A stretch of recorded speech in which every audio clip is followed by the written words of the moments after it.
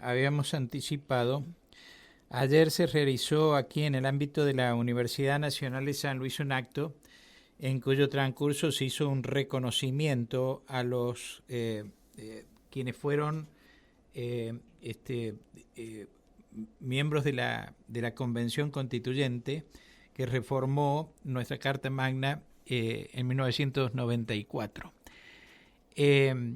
Y además allí disertó el doctor Gonzalo Álvarez, que es un constitucionalista y es autor de estudios precisamente vinculados con la incorporación a la Constitución Nacional de aspectos de la reforma universitaria. Precisamente su libro se llama Misión Cumplida, cómo la reforma universitaria llegó a la Constitución nacional. Es un libro de edición reciente que ha tenido una merecida difusión. Tengo comunicación con el doctor Gonzalo Álvarez. Doctor Álvarez, gracias por atenderme. Buen día, ¿cómo le va? ¿Cómo está? Buen día, Mario, ¿cómo andan? Muy bien. ¿Y cómo la está pasando en San Luis? Pero estupendo como siempre. Bueno,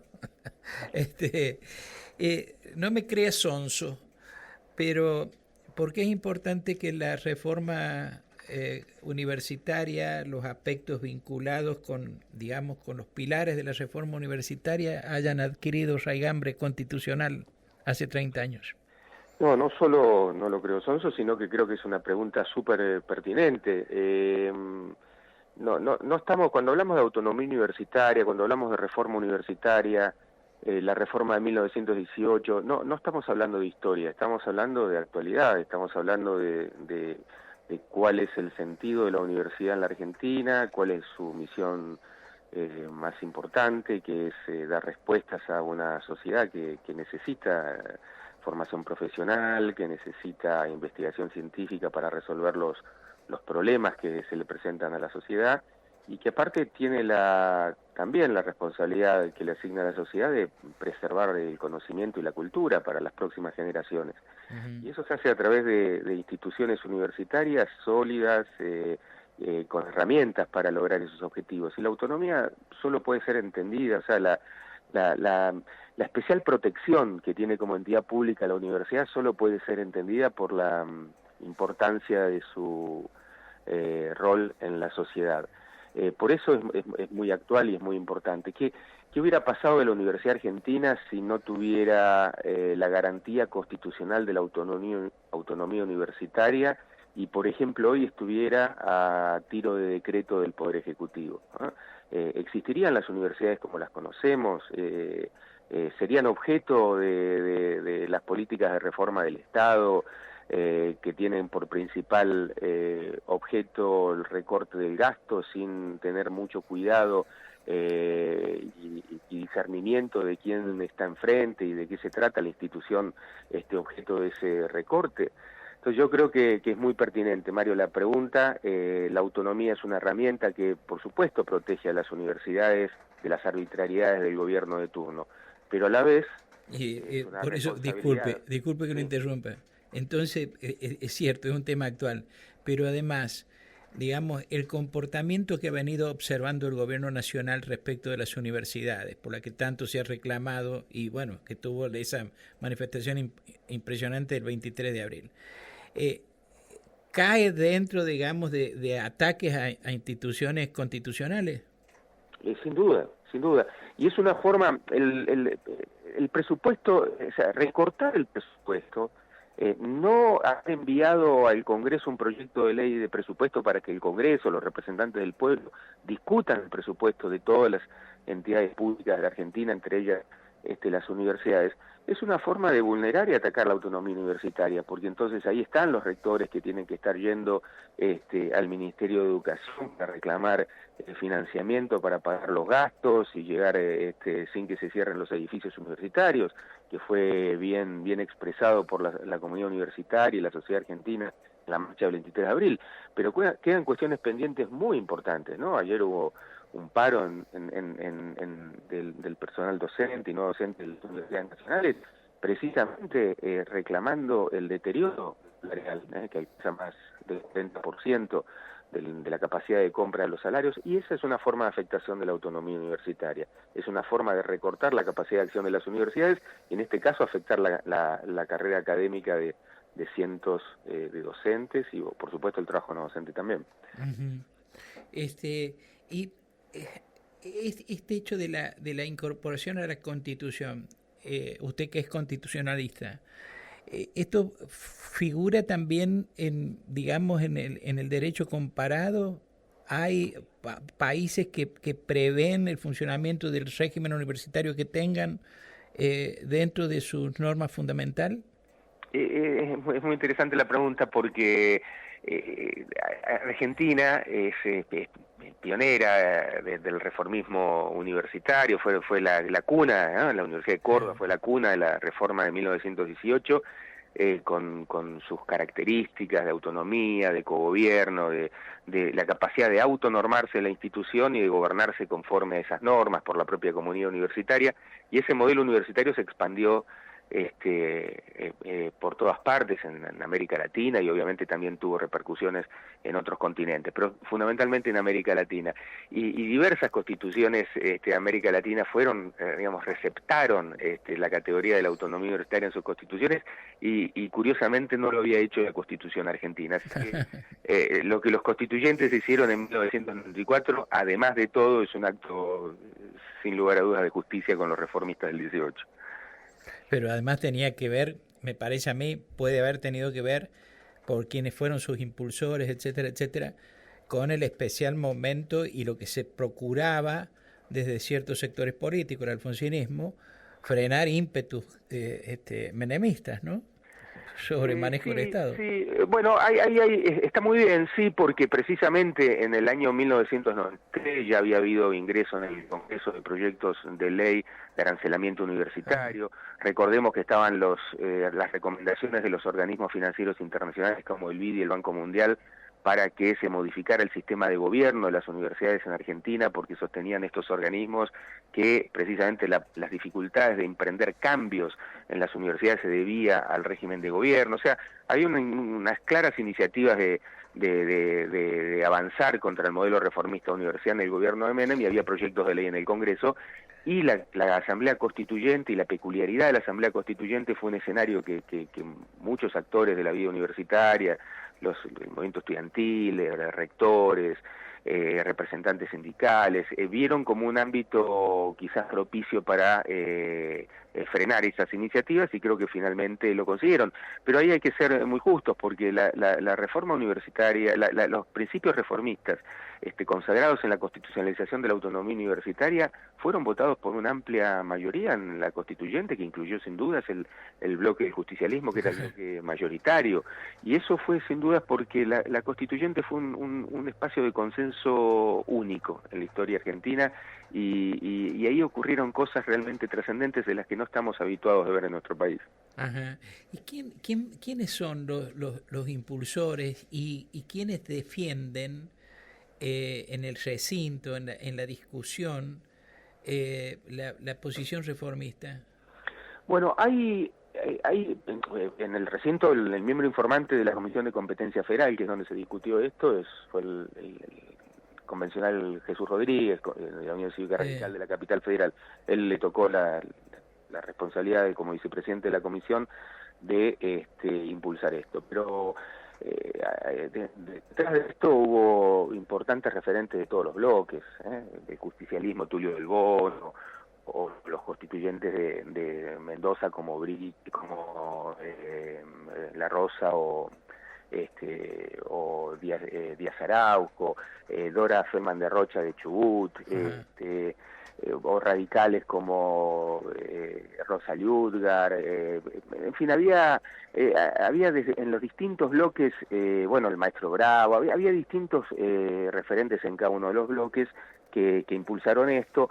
Tuvo para mí sin dudas un rol fundamental Alfonsín, porque Alfonsín tomó el pedido de muchos de estos sectores, se comprometió en impulsarlo dentro de la Asamblea y lo puso como uno de los temas de agenda en su negociación con el peronismo, y ahí acordaron radicales y peronistas impulsar la constitucionalización de la autonomía universitaria.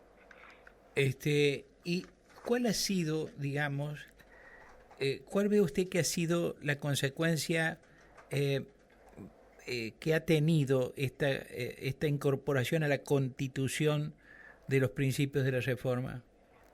En la vida práctica, ¿qué ha pasado? Está muy claro, pero vuelvo un segundo para atrás porque omití quizás una de las de los protagonistas centrales, que fueron los rectores.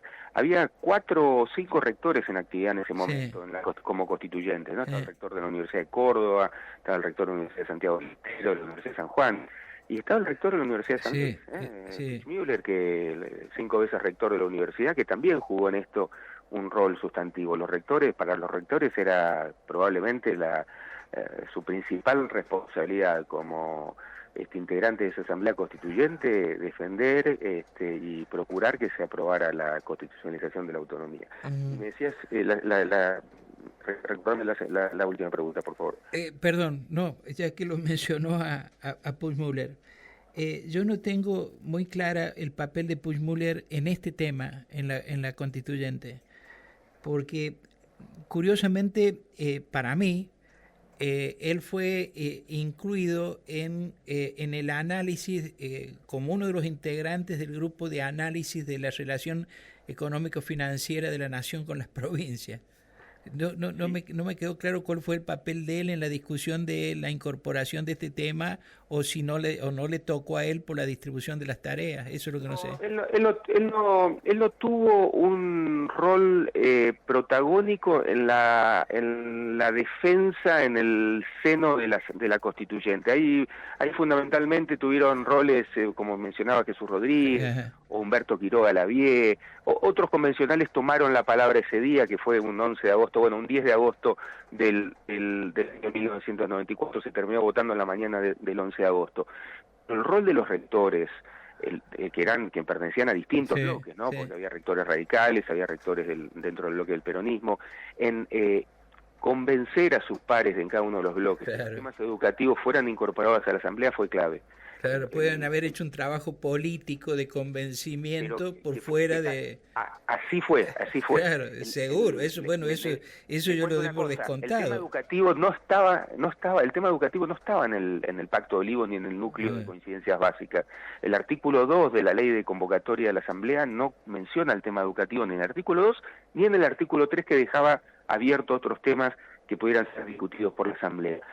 La primera responsabilidad de todos ellos, de rectores, de personas que venían de la universidad o que tenían a la universidad como especial preocupación, fue convencer en sus propios bloques que el tema educativo tenía que formar parte, y ahí hicieron un esfuerzo de interpretación de una cláusula de la Ley de Convocatoria que autorizaba a la Asamblea Constituyente de modificar las relaciones de nación y provincias en materia de prestación de servicios a través del artículo 75, y por ahí se coló la discusión educativa.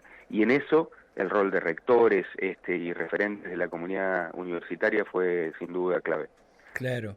Y usted mencionó recién a una persona que además cuando estuvo aquí en San Luis pasó por la universidad y me ha dejado un buen recuerdo, que es, bueno, a quien no, tal vez, Alfredo Bravo, el maestro Bravo que menciona usted.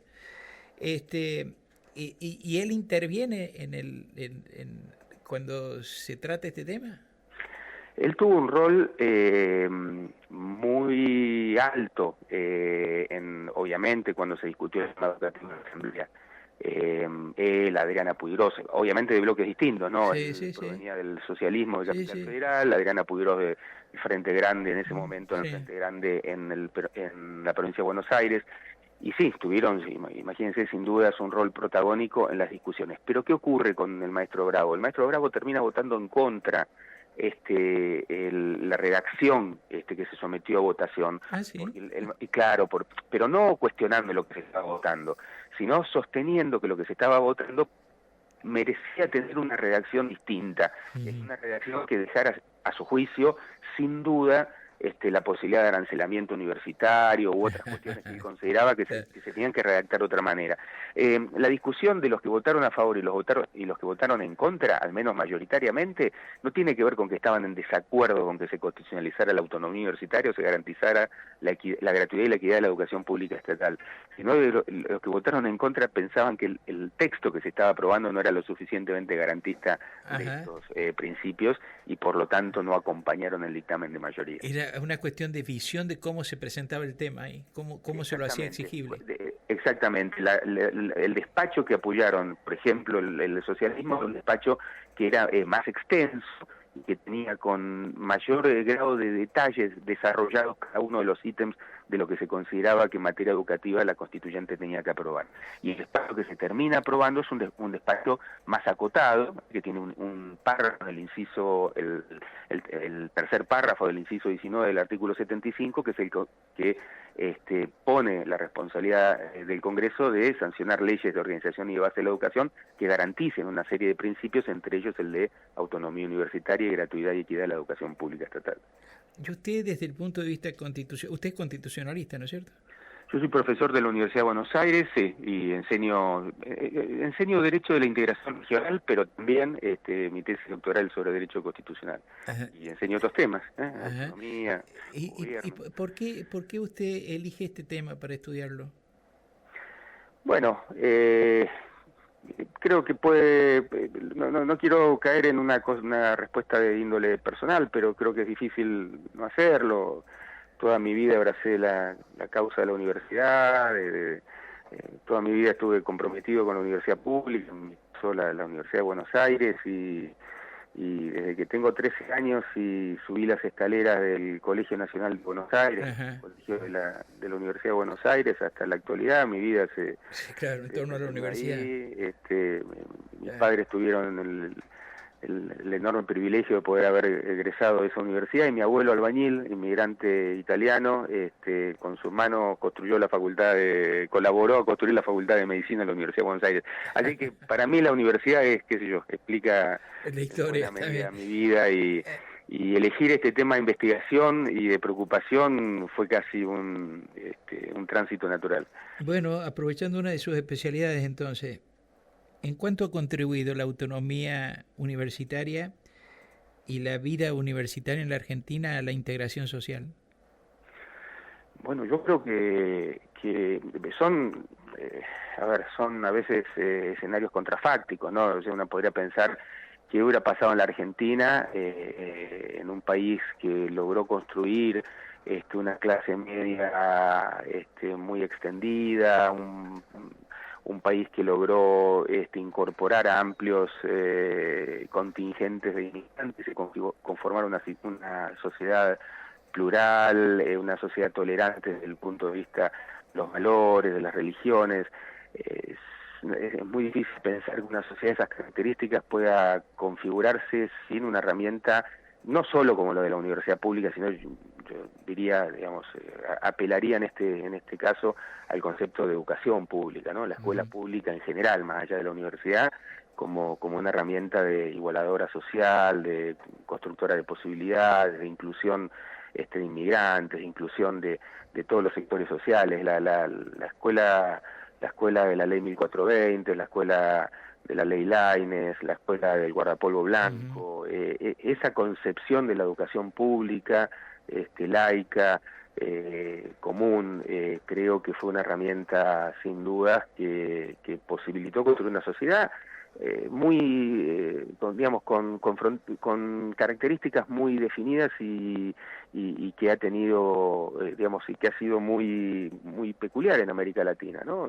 Creo que en eso los argentinos tenemos que estar orgullosos de nuestra historia y también preocupados por nuestro presente, porque precisamente cuando la escuela deja de tener esa función, cuando los sectores sociales van segmentando las decisiones educativas de sus hijos, cuando la escuela pública no se constituye en la principal decisión de las familias para la escolarización de sus hijos, lo que termina haciendo es modificándose esas características sociales y construyendo tendencias hacia sociedades exclusivas, hacia sociedades que segregan a porciones de su población, que segmentan, que se diferencian y que creo que no ayuda a una vida más integrada de la sociedad.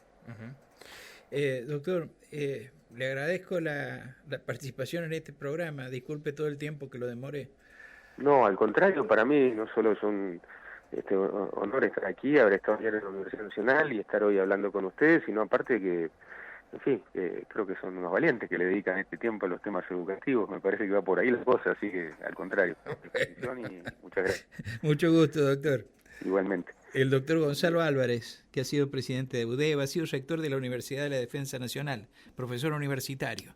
Estuvo esta mañana aquí en Nada Secreto, en Radio Universidad.